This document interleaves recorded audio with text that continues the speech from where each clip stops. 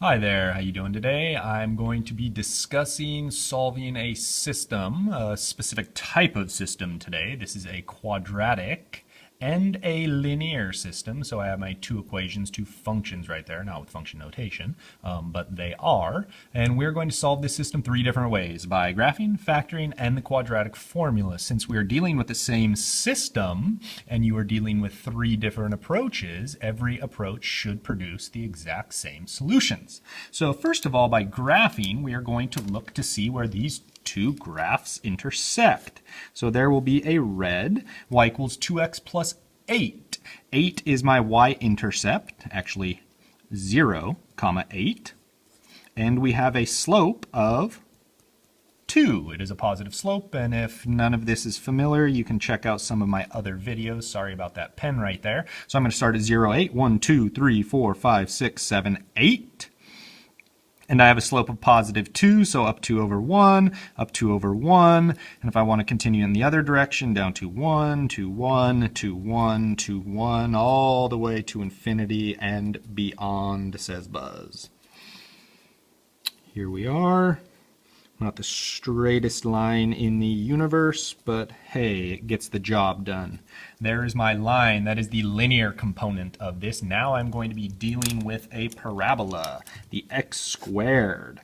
So if I were to make a table and start calculating some points, there are multiple ways of doing this. Let's say I plugged in a -5. Okay, what would I get out? -5 squared, -5 times 7, add the 12 in there. I think we're somewhere around 2. Yes, it is 2. And then you just kind of keep moving down the line. I start with -5 because I have a pretty good idea of what this looks like already. If I plug in a -4, substitute it in for x, we end up with a y value of 0. Let's see, next, how about a -3? -3, plugging that in for x, we end up with a 0, -2. You can see that it's going to have some symmetry around here. -2 plugged in, we end up with 2. Let's see, -1 comes next. -1 subbed in for x, you do the math, and y comes out as 6. 0 subbed in there, that is a nice, fantastic one. The y-intercept, 0, 12. I could go to 1, and I could keep doing this all day, every day. But this should give us a pretty good idea of what this graph looks like. So -5, 2, -5, 2, 3, 4, 5, -5, 2, -4, 0, 1, 2, 3, 4. Uh-oh, that's a nice point. Too bad my line wasn't straight, but you could see that little red dot right there. That was on my line. -3, 0, -2, 2.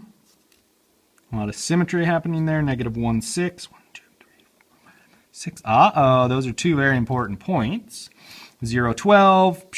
I'm not going to be fitting right there. This would be an axis of symmetry somewhere in the middle. I don't know exactly how far down that vertex goes, but these are the two very important points we're looking for. When you are solving a system by graphing, you are looking for the points of intersection, and we can see them right there. One of them would be -4, 0. The other one would be -1, 6. We have successfully solved this system by graphing. Typically not the most efficient way of dealing with a system of equations, but it gets the job done if you have the right tools. So now let's slide on down and let's take a look at this same system, and we will now solve it by factoring. Y equals 2x plus 8, y equals x squared plus 7x plus 12. Just copied those down for us. We're going to make some room. We're going to deal with this system by factoring. Well, they're both equal to the same thing, so you are able to set them equal to each other. 2x plus 8 equals x squared plus 7x plus 12. Okay, now your goal is to get everything on the same side, get this equal to 0. So I will subtract 2x, and I will also subtract 8 from both sides here, and we will end up with 0 equals x squared. So we subtract 2x, we would get a plus 5x. And when we subtract 8 from both sides, we end up with a positive 4. This is a totally different equation from my original system right here, but this equation is now factorable. So we can factor this and we can find our two x values. If you remember your factoring, there are multiple ways of doing this. You can check out some videos online if you'd like to see it. The factors of 4, that give me a positive 5, would be 4 and 1. Now since it's equal to 0, you have your zero product property. So 0 equals x plus 4, and 0 equals x plus 1. All right, we can solve both of these for x right now.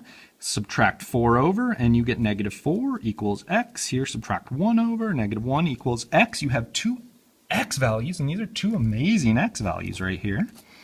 Because if you reference what we have up above on our previous work, I have a negative 4, and I also have a negative 1. So we are starting to get some of the same values. Now we need a y value. The way we find the y value is to take and to plug in to one of your original equations there. It doesn't matter which one. I typically use the easier one. So let's see, I'm going to take negative 4 and I'm going to put it right in here. Y equals 2 times negative 4 plus 8. Okay, so y equals, oh wow, negative 8 plus 8. Y equals 0. So right here, bam, that's my y value. If I were to put my x, negative 4, together with my y, negative 4, 0, which is what you have right above if you take a peek up there. And we're going to repeat this process for my other x value. So it will be y equals 2 times negative 1 plus 8. Y equals negative 2 plus 8, which is 6. So my input, my x value is negative 1. My output, my y value is 6. The point, negative 1, comma, 6, which definitely is what we have up above. Negative 4, 0, negative 1, 6, negative 4, 0, negative 1, 6. Fantastic. Sometimes this will be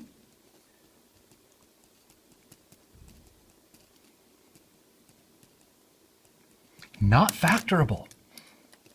That is, whoa, pardon me, that is a sometimes right there. If it is not factorable, all it means that is that they don't cross,